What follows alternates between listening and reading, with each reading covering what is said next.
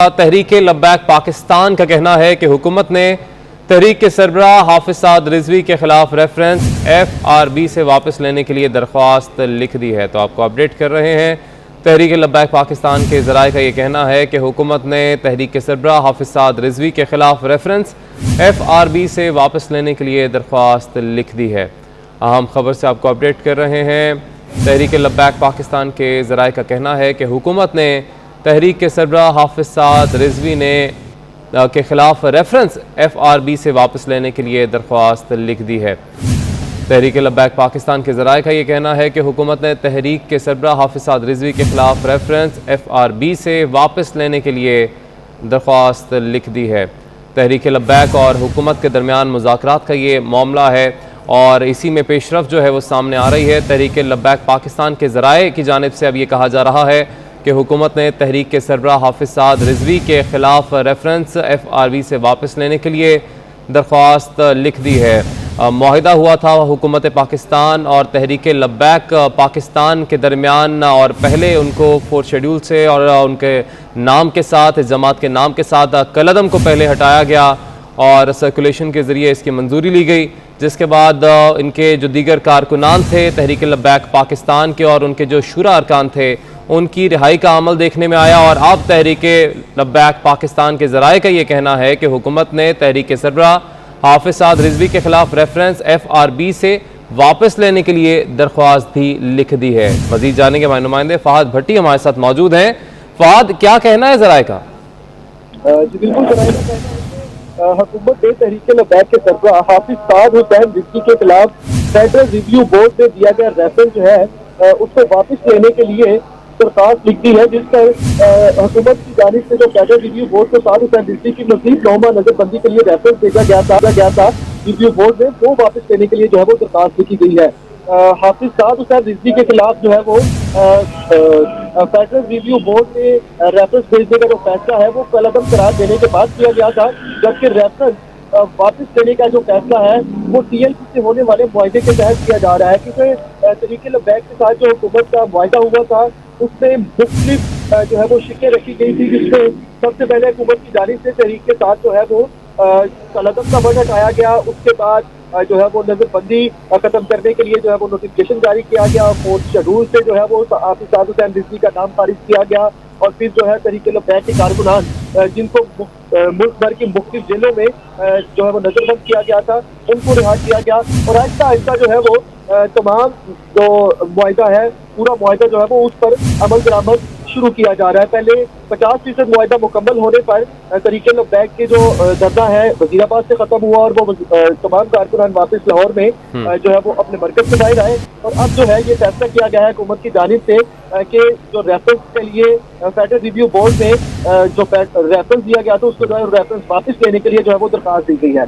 जी अच्छा फ़हाद, आपसे ये भी जानना चाहेंगे ये जो रेफरेंस दिया गया था इनके खिलाफ फेडरल रेवेन्यू बोर्ड में, इसका मकसद क्या था, ये भी हमारे नाजरीन को बताइएगा।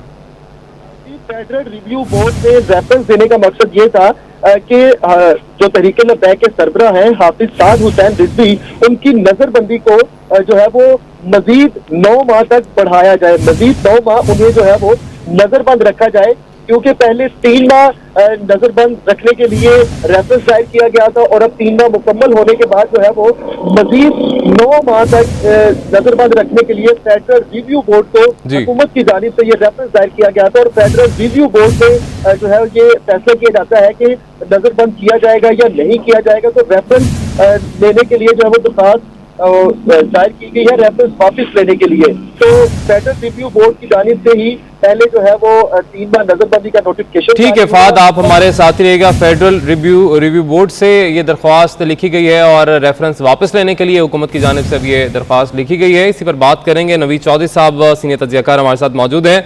नवीद चौधरी साहब, लगता है कि मजीद जो शिकें हैं वो अब उन पर हुकूमत काम करती हुई दिखाई दे रही है। FRB से भी अब जो दरख्वास्त लिखी गई थी उसे रेफरेंस के खिलाफ वो अब वापस लेने का कहा जा रहा है।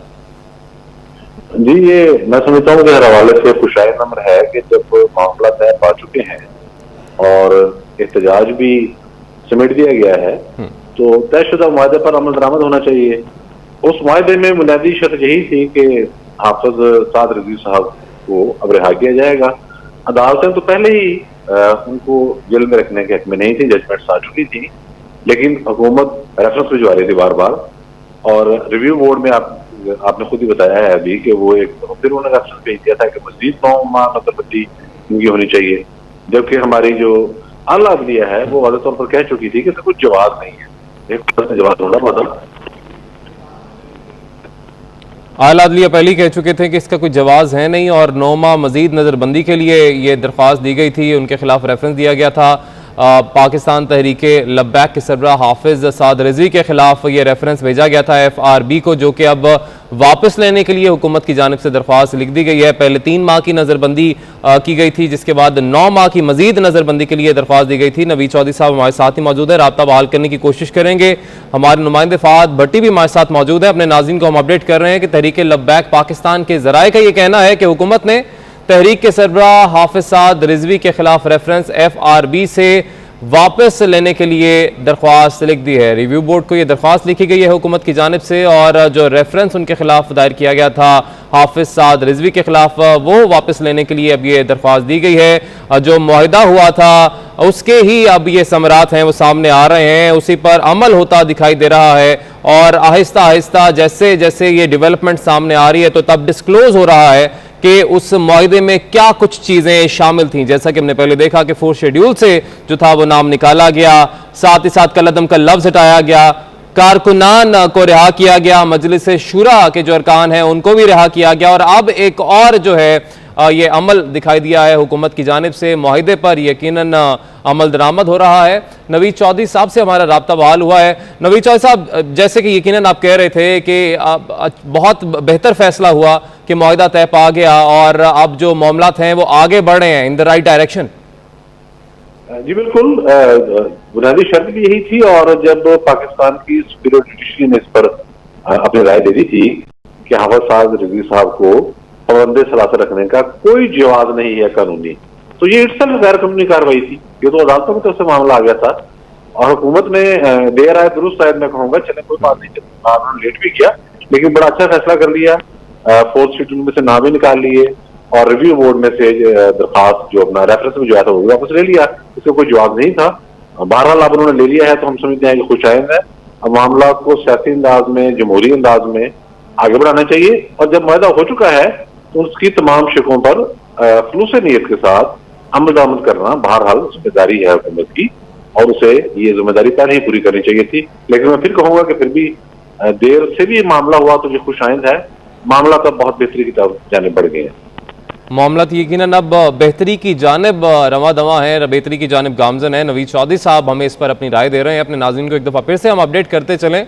तहरीक लब्बैक पाकिस्तान के ज़राए की जानिब से ये कहा जा रहा है कि हुकूमत ने तहरीक सरबराह हाफिज साद रिजवी के खिलाफ रेफरेंस FRB से रिव्यू बोर्ड से वापस लेने के लिए दरख्वास्त लिख दी है। 9 माह की तौसी नज़रबंदी की, उसके लिए पहले ये कहा गया था, उनके खिलाफ रेफरेंस दायर किया गया था रिव्यू बोर्ड में, मगर अब हुकूमत की जानिब से ये दरख्वास्त वापस लेने का कहा जा रहा है और उसके लिए उन्होंने दरख्वास्त दे दी है रेफरेंस वापस लेने के लिए।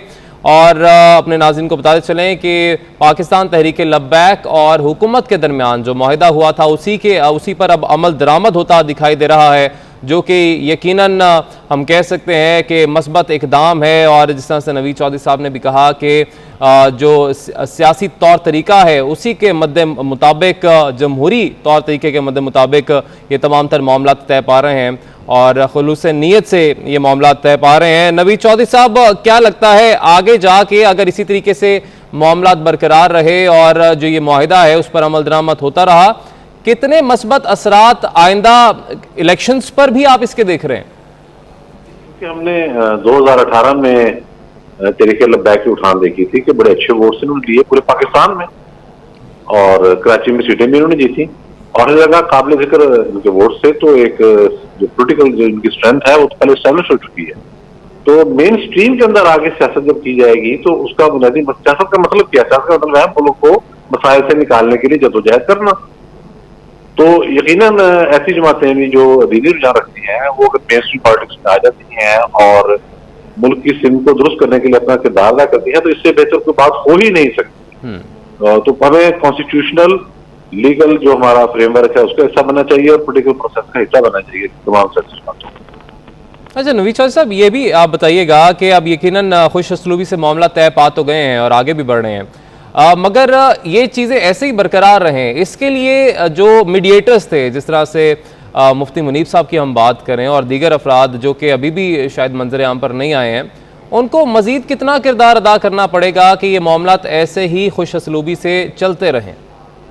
देखें, पहले तो हम देखें कि जो मामला की बुनियाद बनी थी जो चीज है उस पर हुकूमत ने एग्री किया था। तो अगर मैं इस वक्त ज़ाहिर है चूंकि इत्तफाक़ी राय की तरफ मामला जा रहा है, मैं हुकूमत पर इल्ज़ाम नहीं लगाना चाहता, लेकिन हुआ यूं है कि पहले इत्तफाक़ी राय हुआ है, हुकूमत ने किया है, जो मुतालबा सामने आए हैं, जो पॉइंट्स उन्होंने लिख के दिए, जो इनकी रेजर्वेशन थी वो हुकूमत ने तस्लीम की है और वो तहरीर की सूरत में, तो हुकूमत ने ही उसमें से बाद में बैकआउट किया था। तो मैं समझता हूँ कि अब ये सारी सूरत देखते हुए अंदाजा हो गया है कि बैकआउट करना मुमकिन नहीं रहेगा और इन चीजों को इंशाल्लाह मुस्बत अंदाज में ही लेके आगे चलेंगे।